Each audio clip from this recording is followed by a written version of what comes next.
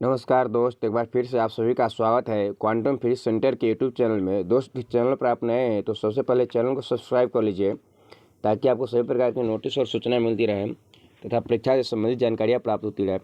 तो आइए दोस्त, वीडियो की शुरुआत करते हैं और देखते हैं। दोस्त, यहाँ पर देख रहे हैं, यह नोटिस जो है ना ईस्ट सेंट्रल रेलवे कोलकाता के द्वारा जारी किया गया है, जिसमें रेलवे में अप्रेंटिस पदों के लिए कोलकाता में रेलवे में अप्रेंटिस पदों के लिए अप्रेंटिस के लिए क्या किया गया है, वैकेंसी निकाली गई है। और उसी जो है ना अप्रेंटिस से संबंधित इस वीडियो में हम लोग बात करेंगे। तो आइए दोस्त, वीडियो को शुरुआत करते हैं। यहाँ पर देखते हैं, notification for the engagement of the act apprentice for the training slot in the eastern railways unit, notice number RRCERC act apprentice 2023-24। यहाँ पर देख रहे हैं, शेड्यूल की बात कहा गया है।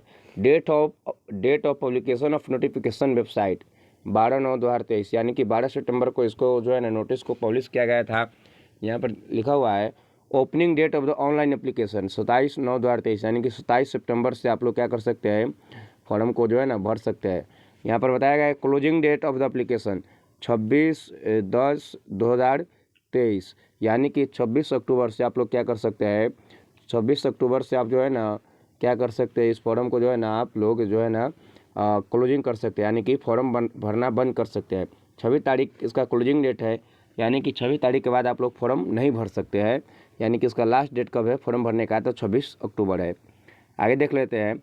Online application are invited from the eligible candidate who are the Indian national air training of the workshop of the division of eastern central railway act apprentice under of the apprentice act 1968, यानी कि आपको जो है ना 1968 apprentice act के तहत आपको apprentice कराया जाएगा, है ना। यहाँ पर बताया गया है कि application must be submitted online and no other mode of the submission of application would be entertained, यानी कि आपको केवल और केवल ऑनलाइन एप्लीकेशन करना है और किसी माध्यम से आपका एप्लीकेशन एक्सेप्ट नहीं किया जाएगा। The online link will be live on the official website RRCECR from the 27 सितंबर 2023, यानी कि आपका जो है ना ऑनलाइन एप्लीकेशन का जो लिंक कब से उपलब्ध होगा, तो 27 सितंबर से उपलब्ध होगा। एंड आगे बताया जा रहा है कि the application onward would be remain live up to 26 October 2023, यानी कि जो 26 अक्टूबर 2023 तक आपका क्या रहेगा कि आपकी वेबसाइट पर यह जो है ना विजुअल रहेगा, उसके बाद यह क्लोज हो जाएगा। Trade unit community wise breakup of the training slot, आपको जो है ना अलग अलग कैटेगरीज में और अलग अलग ट्रेड में आपको सीट यहाँ पर मेंशन किया गया है। तो देखते हैं टोटल सीट क्या है। यहाँ पर देख रहे हैं, फीटर का जो है ना, फीटर में 281 है, वेल्डर में 61 है, मैकेनिक MMV में 9 है, मैकेनिक डीजल में 17 है, मैकेनिस्ट में 9 है, कारपेंटर में 9 है, पेंटर में 9 है। इसी प्रकार जो है ना आपको पेंटर के बाद लाइनमैन में कितना है, 9 है, वायरमैन में 9 सीट है, रेफ्रिजरेटर NAC मैकेनिक में 17 सीट है। इलेक्ट्रीशियन का टोटल जो है ना 220 सीट है। इलेक्ट्रीशियन का कितना सीट है, 220 सीट है। मैकेनिक मोटर व्हीकल, यानी कि मैकेनिक्स एंड मैकेनिक टूल्स में आपको जो है ना कितना 9 सीट है। और यहाँ पर जो है ना इस तरह से जो है ना ट्रेड वाइज सीट है। और इसके बाद जो है ना आपको यहाँ पर एक वर्कशॉप दिया है। अब जो है ना यहाँ पर जो है ना इस वर्कशॉप में टोटल कितना सीट है, तो 659 सीट है। आपको जो है ना यहाँ पर देखने को मिला है हावड़ा डिवीज़न वर्कशॉप में, हावड़ा डिवीज़न वर्कशॉप में टोटल कितना सीट है, तो 659 सीट है। आगे हम लोग देखते हैं, हावड़ा डिवीज़न के बाद जो है ना लुलु वर्कशॉप में टोटल सीट की बात करते हैं, तो लुलु वर्कशॉप में टोटल सीट आपका कितना है, 612 सीट है। और इस प्रकार जो आप लोग देख रहे हैं सियालदा डिवीज़न में, यहाँ देख रहे हैं सियालदा डिवीज़न में, सियालदा वर्कशॉप में कितना है, तो सियालदा वर्कशॉप में टोटल जो है ना आपको जो है ना 440 सीट है। सियालदा के बाद बात कर ले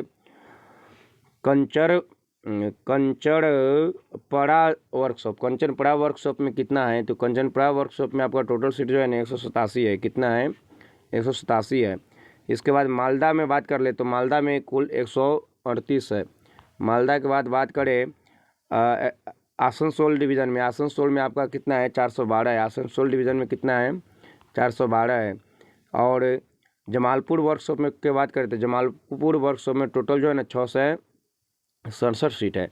तो यह जो है ना टोटल अलग अलग वर्कशॉप में सीट की संख्या थी। अब जो है ना इसमें रिजर्वेशन की बात की गई है कि SC ST और OBC के किस प्रकार से रिजर्वेशन दिया जाएगा। एक सर्विसमैन की बात की गई है, PWD की बात की गई है।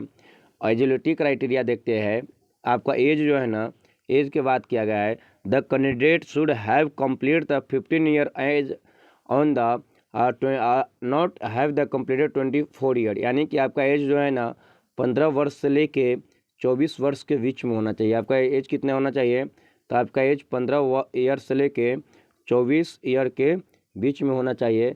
तो आप क्या कर सकते हैं, इस फॉर्म के लिए एलिजिबल है। अगर आप कैटेगरी में आते हैं, OBC में आते हैं, आपको 3 वर्ष की छूट मिलेगा। OBC यहाँ पर जो है ना नॉन क्रिमिनल के 3 साल का छूट है, 5 साल का छूट है SC ST और जो है ना, और PWD का आपका जो है ना 10 साल का छूट है, PWD का 10 साल का छूट है। तो यहाँ पर एज में भी छूट मिलेगा। एजुकेशनल क्वालिफिकेशन की बात किया जा रहा है, the candidate must have pass 10th class examination of the equivalent under 2+2 examination system with the minimum 50% mark. 10% जो है ना नंबर के साथ 50% नंबर के साथ आपको क्या है कि 50% नंबर के साथ आपको क्या है 10th पास होना चाहिए।